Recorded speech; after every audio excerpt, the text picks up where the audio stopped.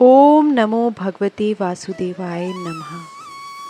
पौष पुत्रदा एकादशी को अत्यंत पुण्यकारी माना जाता है। हिंदू धर्म में एकादशी व्रत का बहुत महत्व है। मान्यता है कि इस व्रत को करने से सभी अनजाने में किए गए पाप नष्ट हो जाते हैं।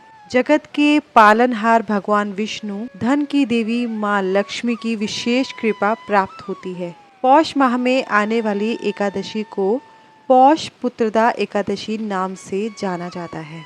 यह दिन भगवान विष्णु को पूरी तरह से समर्पित है। इस व्रत को कोई भी कर सकता है, परंतु यह मान्यता है कि निसंतान व नवविवाहित इसे करे तो उन्हें पुत्र प्राप्ति होती है। अगर उनकी ऐसी इच्छा है तो मनोवांछित फल की प्राप्ति होती है।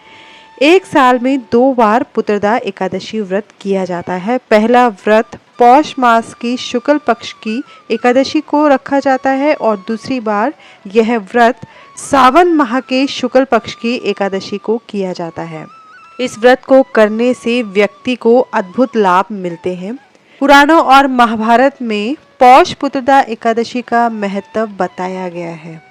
भगवान श्री कृष्ण ने धर्मराज युधिष्ठिर को बताया था कि पौष महीने की पुत्रदा एकादशी व्रत करने से संतान सुख की प्राप्ति होती है। साथ ही इस व्रत को करने से दाम्पत्य जीवन भी खुशहाल बना रहता है। विष्णु जी की कृपा से व्यक्ति को सुख समृद्धि की प्राप्ति होती है। यह भी माना जाता है कि पौष पुत्रदा एकादशी व्रत करने वाले व्यक्ति के लिए मोक्ष प्राप्ति का मार्ग खुल जाता है। एकादशी व्रत रखने से अनजाने में जो भी पाप कर्म हुआ है उससे हमें छुटकारा मिल जाता है। आइए जानते हैं शुभ मुहूर्त और जनवरी महीने में कौन सी तारीख को रखा जाएगा ये व्रत। 5 शुभ योग बनने जा रहे हैं और इस व्रत के दिन किए जा सकते हैं कुछ विशेष उपाय, तो वीडियो में अंत तक जरूर बने रहिए। शुभ मुहूर्त जान लेते हैं। पंचांग के अनुसार पौष माह के शुक्ल पक्ष की एकादशी की जो शुरुआत है वो 20 जनवरी 2024 को रात्रि 7:26 से हो रही है और समाप्त होगा 21 जनवरी 2024 को रात्रि 7:26 पर। उदय तिथि के अनुसार पुत्रदा एकादशी व्रत जो है वो 21 जनवरी 2024 रविवार के दिन रखा जाएगा। हरिवासर समाप्ति है 22 जनवरी को, यानी कि 21 जनवरी को मध्य रात्रि बाद दिनांक 22 जनवरी शुरू हो जाएगी। रात्रि 1:33 पर हरिवासर समाप्त हो रहा है। द्वादशी तिथि समाप्त होगी 22 जनवरी को रात्रि 7:52 पर। व्रत के पारण का समय है 22 जनवरी को सुबह 7:13 से लेकर 9:23 तक। साथ में ही आपको बता दें इस दिन के कुछ शुभ मुहूर्त और साथ में ही अशुभ समय राहु काल। तो राहु काल का समय है शाम को 4:41 से लेकर 6:02 तक। इस दिन सूर्योदय होगा सुबह 7:12 पर। सूर्यास्त होगा शाम को 6:02 पर। चंद्रोदय होगा दोपहर के 2:11 पर और चंद्रास्त होगा अगले दिन सुबह 4:17 पर। पंचांग के हिसाब से कुछ शुभ मुहूर्त आपको बता देते हैं। ब्रह्म मुहूर्त है सुबह 4:59 से लेकर 5:52 तक। विजय मुहूर्त है दोपहर के 1:57 से लेकर 2:41 तक। गोधूली मुहूर्त है शाम को 5:31 से लेकर 5:58 तक।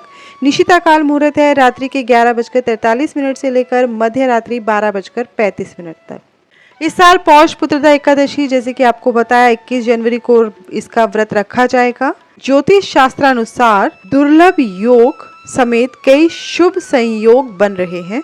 इस योग में पूजा करने से साधक को अक्षय फल की प्राप्ति होगी। शुभ मुहूर्त और शुभ योग आइए आपको बताते हैं। सर्वार्थ सिद्धि योग है, ब्रह्म योग है, शुक्ल योग है और त्रिग्रही योग है। इसके अलावा द्विपुष्कर योग भी है। ब्रह्म योग बहुत शुभ योग बनने जा रहा है। सर्वार्थ सिद्धि योग है जो सुबह 3:09 से लेकर 7:12 तक रहेगा। अमृत सिद्धि योग है, ये भी सुबह 3:09 से लेकर सुबह ही 7:12 तक रहने वाला है। इसके अलावा आपको बता दें कि शुक्ल योग है जो सुबह 9:46 तक रहेगा। ब्रह्म योग है जो उसके बाद शुरू होगा। शुक्ल योग के समाप्त होने के बाद ब्रह्म योग शुरू होगा, जो अत्यंत ही शुभकारी है, लाभकारी है, अक्षय फल देने वाला है। ब्रह्म योग जो है वो सुबह 9:46 से लेकर पूरा दिन और पूरी रात रहेगा। 22 जनवरी को सुबह 8:46 पर समाप्त होगा। इसके अलावा त्रिग्रही योग बनने जा रहे हैं। इस दिन बुध, मंगल और शुक्र धनु राशि में विराजमान रहेंगे। इससे त्रिग्रही योग बनेगा। ऐसे में इस दिन विष्णु भगवान की पूजा माँ लक्ष्मी जी को प्रसन्न करने वाली होती है।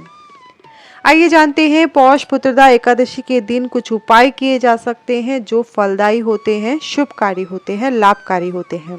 इस दिन तुलसी की माला से संतान गोपाल मंत्र, जो कि आपकी स्क्रीन में दिखाया जा रहा है, का 5 माला जाप करना चाहिए। संतान प्राप्ति के लिए यह उपाय लाभकारी है। इस मंत्र का उच्चारण हम इस प्रकार से करेंगे। ओम देवकी सुत गोविंद वासुदेव जगतपते देहि में तन्यम कृष्ण त्वाहम शरणम गतः। इस दिन विष्णु सहस्त्र नाम का पाठ करने से घर में मौजूद नकारात्मक ऊर्जा का नाश होता है, परिवार में खुशहाली आती है। तो दूसरा उपाय ये है कि इस दिन अगर पॉसिबल है तो विष्णु सहस्त्र नाम का पाठ जरूर करें। और तीसरा उपाय हम आपको बताने जा रहे हैं, भगवान विष्णु को पीले रंग के फूलों की माला पहनानी चाहिए। चंदन का तिलक श्री हरि के मस्तक में लगाना विशेष फलदायी होता है। इसे स्वयं अपने मस्तक पर भी लगाएं, मानसिक तनाव से मुक्ति मिलती है। तो इसी के साथ हमने जो जानकारी आपको दी है पौष पुत्रदा एकादशी व्रत से संबंधित, आशा करते हैं कि आपको पसंद आई होगी तो आप ज़रूर हमें बताएं। वीडियो को लाइक करें, चैनल को सब्सक्राइब करें अगर नहीं किया है तो। धन्यवाद।